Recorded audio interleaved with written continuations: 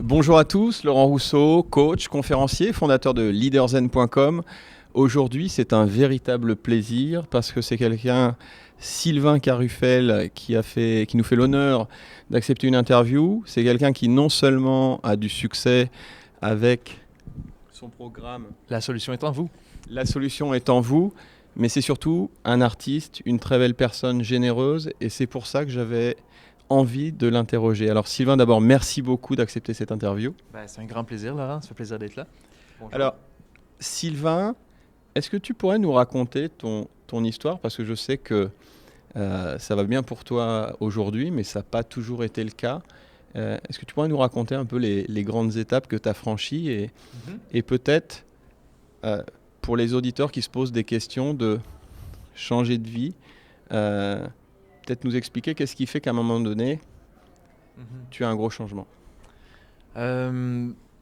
Peut-être que vous avez déjà entendu mon histoire, peut-être pas, mais moi je suis auteur, compositeur, interprète de formation et donc j'ai fait mes études en musique, tout ça, et j'avais démarré une carrière en musique, à mon échelle à moi, j'étais pas une star internationale, hein, mais quand même ça allait bien ici, j'avais remporté des concours, on m'invitait en France, aller faire des spectacles, je tournais ici un petit peu, et puis mais j'étais habité d'un super saboteur, je ne croyais pas en mon talent, alors je m'auto-sabotais, j'ai refermé des portes. Puis ça a fait que tranquillement, ma vie s'est rapidement compliquée.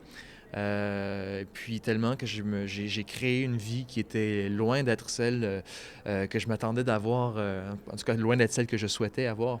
C'est-à-dire que je me suis retrouvé endetté, j'avais plus d'opportunités qui se présentaient à moi, j'étais mal entouré de gens qui ne vibraient pas en harmonie avec ma passion, je m'étais créé une vie loin de ce à quoi j'aspirais.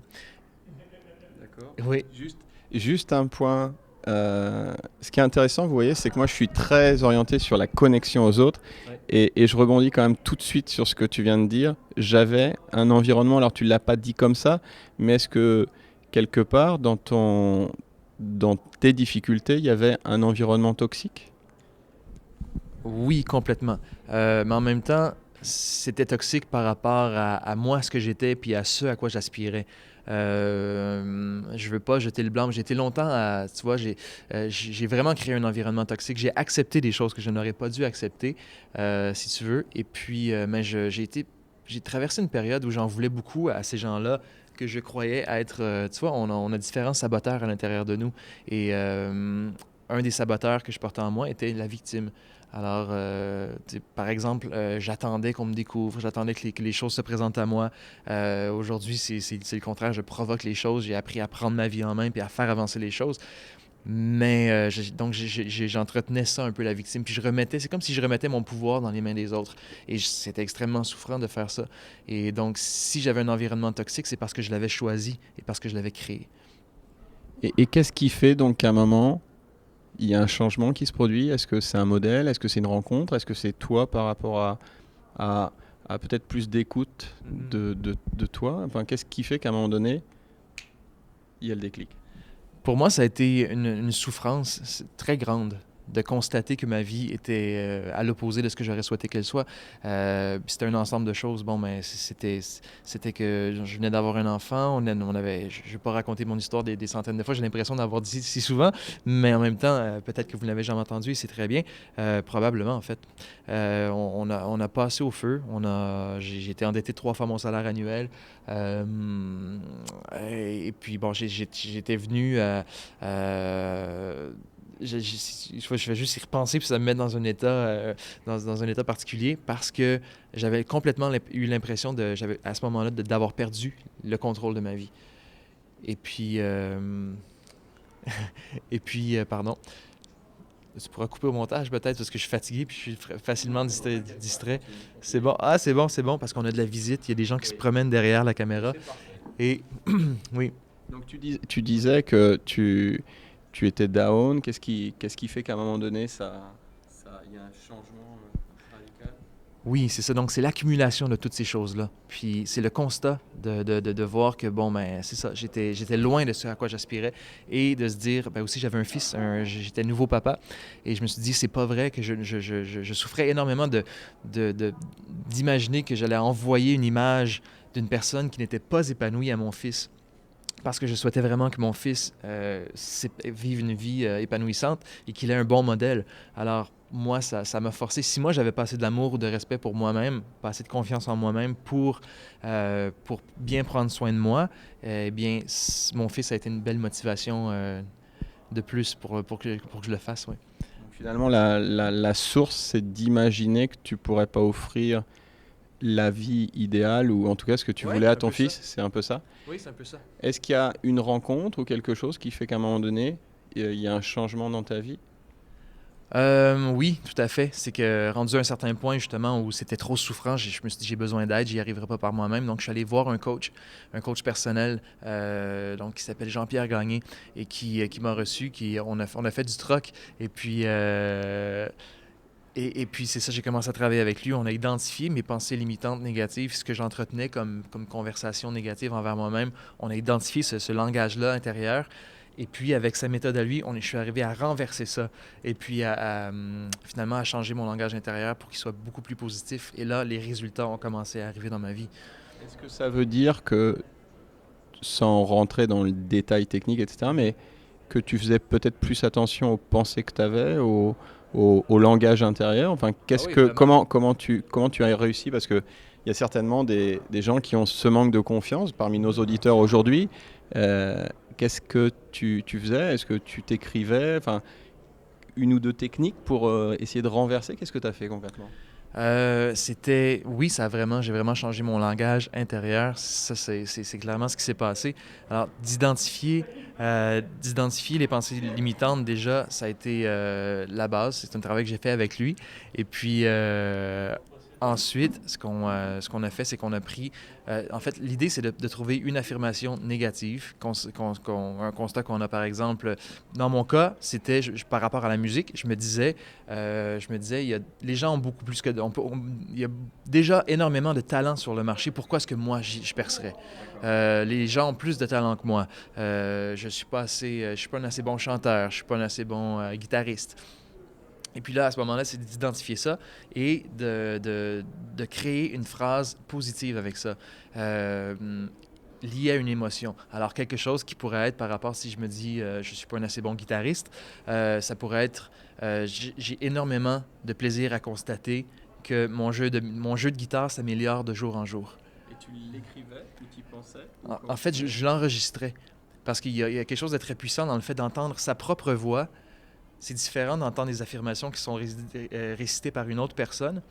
Et quand c'est notre propre voix qui s'adresse à nous-mêmes, il y a quelque chose qui opère. En tout cas, c'était la méthode de Jean-Pierre, ça a fonctionné pour moi. Donc, je m'enregistrais, je rédigeais mes affirmations, je les enregistrais chez moi, j'avais un petit studio maison. Et puis là, ensuite, je mettais ça au travail, je mettais ça quand je marchais sur la rue. J'en écoutais à tous les jours. J'ai fait ça pendant des mois. C'est-à-dire que en gros, ça répétait. Je suis un brillant artiste ou je sais pas. Enfin, Oui, non oui. mais j'ai du talent, j'ai du Oui, talent, j'ai du talent, j'ai du talent. C'était comme oui, ça, oui, c'est ça? oui. Et sincèrement, au début, je me sentais complètement ridicule de faire ça. Non, non, mais vraiment, oui, oui. Oui. Parce que justement, tu sais, il y a la voix, puis il y a l'imposteur qui monte, puis je me ridiculise. Puis déjà, puisqu'on travaille une croyance négative, il y a le juge qui embarque, tu sais, puis qui se dit, ben, qu'est-ce que tu es en train de raconter? C'est pas vrai, voyons donc. Puis tu es en train de te parler à toi-même, c'est ridicule, tu sais. Mais ça, il faut apprendre à le faire taire. Puis oui, mais ça fonctionne, ça a vraiment fonctionné pour moi. Donc c'est superbe. Et moi, ce que je te propose, parce que cette voix intérieure, elle est plus que réelle. Et moi, j'avais envie que tu fasses plaisir à nos auditeurs. Et tu es un artiste. Je sais que tu es dans la réussite dans le web marketing, mais je pense que tu as une véritable passion qui est la musique. Alors, je crois que tu es en train d'y revenir. Tu peux peut-être nous expliquer quelle est ton idée? Ben, bien sûr. Ben, tu vois, j'ai longtemps pensé que tu vois, je suis passionné de développement personnel depuis l'adolescence, même plus tôt que ça un peu. Et puis, donc, j'ai toujours vu le développement personnel comme étant une chose et la musique comme étant à son opposé. Et j'avais beaucoup de difficultés à assumer que les deux puissent exister ensemble en même temps. Et souvent, on est fait comme ça, les humains. On s'imagine qu'on doit faire des choix entre est-ce que je veux être infopreneur ou est-ce que je veux être musicien? Est-ce que je veux, je sais pas, être maman à la maison ou entrepreneur, tu sais? Mais des fois, on se rend pas compte que la maman à la maison peut devenir entrepreneur par son savoir-faire qu'elle a, son amour de rester à la maison puis de faire quelque chose pour ses enfants. Je dis n'importe quoi, j'improvise ici, mais à la jonction de deux passions peut se retrouver ce qui nous caractérise, ce qui fait notre couleur à nous. Et puis, de plus en plus, ça prend du temps, ça m'a pris beaucoup de temps, mais de plus en plus, je vois apparaître devant moi ce qui est une évidence pour moi. Je sais pas de ce que j'ai envie d'offrir, en tout cas, puis je sais pas quelle va être la réponse à ça, mais ce que j'ai envie de faire, c'est d'unir mes deux passions. Le développement personnel et mon amour pour la musique, pour la création de chansons. Tu sais que je suis super heureux de t'entendre dire ça et c'était pas du tout prévu, mais tu sais que moi j'ai une passion pour la mer, pour le nautisme et j'ai un rêve, c'est d'associer le développement personnel et la mer. Et j'ai tout un tas de personnes qui me disent « Mais Laurent, on est en période de crise, comment tu vas emmener des entreprises faire du team building ou comment tu vas développer des personnes à travers le paddle surf ou le kite ?» Et je suis super heureux de t'entendre parce que finalement, toi, c'est la musique. Ceci dit, je sais aussi que tu es un amoureux de la mer. Et c'est complètement dans ce qu'on va faire avec leaderzen.com. C'est-à-dire, ça sera à la fois des conférences, à la fois du coaching, à la fois des produits marketing, des produits web autour de la connexion et de l'art de connecter à soi, aux autres et l'influence. Mais ça sera l'association de deux passions avec du développement personnel à travers de l'expérience nautique. Est-ce qu'il y aura du surf? Il y aura du surf. Est-ce que ce sera en Espagne? Ça sera en Espagne. Je veux y être. C'est super. Donc vous voyez, vous aurez bientôt Sylvain. Alors Sylvain, est-ce que tu peux nous jouer un morceau qui... Qu'est-ce que tu as envie de nous jouer et quelle est l'histoire peut-être du morceau que tu vas nous jouer? J'ai envie de vous chanter une chanson que j'ai composée pour ma copine et qui s'adresse aux femmes en général. Et puis aux femmes, parce qu'on vit à une époque où les femmes sont assez autonomes, de plus en plus autonomes et prennent beaucoup de responsabilités sur leurs épaules. Et moi, en tant qu'homme, j'aime les femmes qui ont comme entrepreneuses, qui ont un caractère assez fort. Et mais j'aime aussi, pour ma copine, être son mec, le gars sur qui elle peut se reposer, sur qui elle peut venir s'appuyer quand elle a besoin de souffler un peu. Alors, c'est une chanson qui traite de ça. Merci Sylvain. Comment elle s'appelle? Je m'en souviens plus. Tu devrais le mettre comme ça un peu, vu que... Voilà.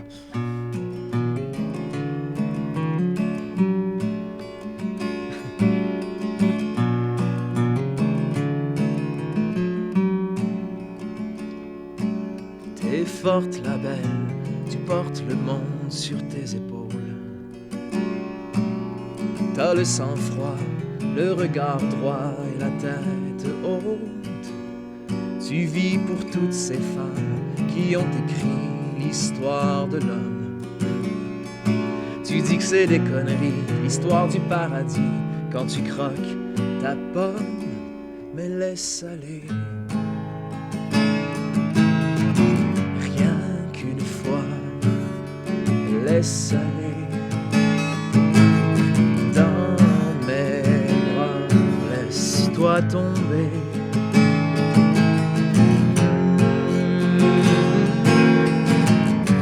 Je sais que t'as pas besoin de moi, je sais que t'as pas besoin de rien. Je sais que l'enfer c'est les autres et que les autres sont des Judas. Mais moi je ne te trahirai pas, je te porterai à bout de bras. Même si tu refuses, si tu te débats, je te porterai à bout de bras. Prends-le quand je te dis que t'es belle, puis laisse tomber les magazines. Si je suis pas parfait, pourquoi toi tu devrais te cacher là? Laisse aller.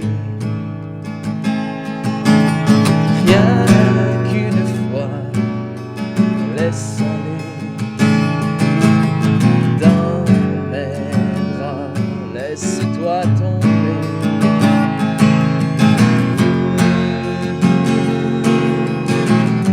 Je sais que t'as pas besoin de moi, je sais que t'as pas besoin de rien. Je sais que l'enfer c'est les autres et que les autres sont des Judas. Mais moi je ne te trahirai pas, je te porterai à bout de bras. Même si tu refuses, si tu te débats, je te porterai à bout de bras.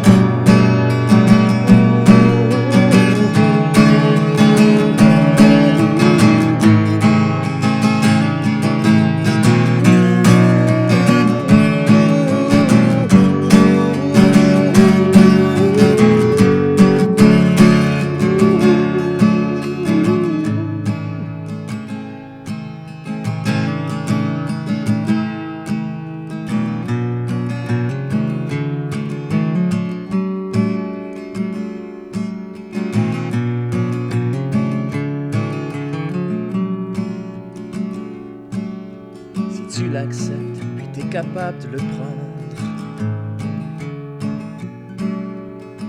je te porterai à bout de bras. Je te porterai à bout de bras. Je te porterai à bout de bras. Je te porterai.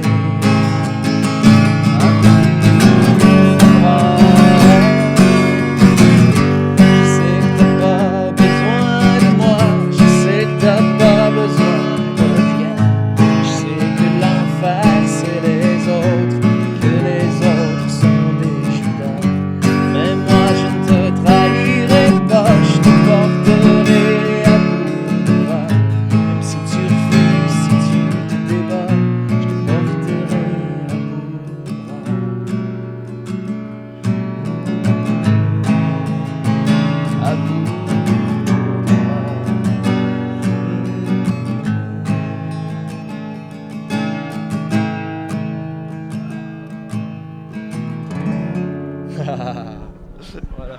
Merci Sylvain. Je suis vraiment déçu que tu sois marié parce que c'est vraiment.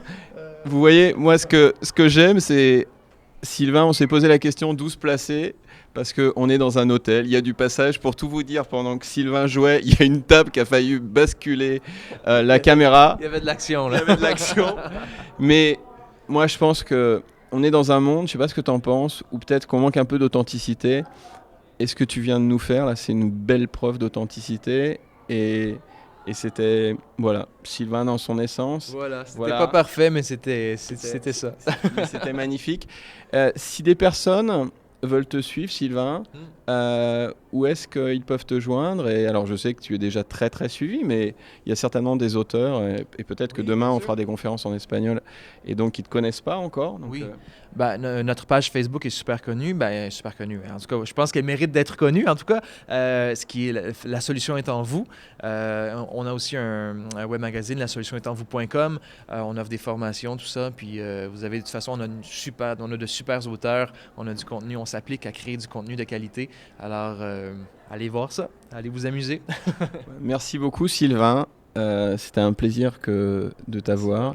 Et je te souhaite le meilleur parce que tu le mérites. Merci. Et on a besoin de personnes comme toi sur cette planète. Donc merci à toi. Je vous invite vraiment à suivre Sylvain Carufel. Je mettrai le lien évidemment sous la vidéo. Et si vous aimez ce type d'interview, si vous aimez ce que nous a appris Sylvain, likez et mettez vos commentaires. Abonnez-vous à la chaîne YouTube. Merci à vous. Merci à toi Sylvain. Merci Laurent. Salut tout le monde. Salut, à bientôt.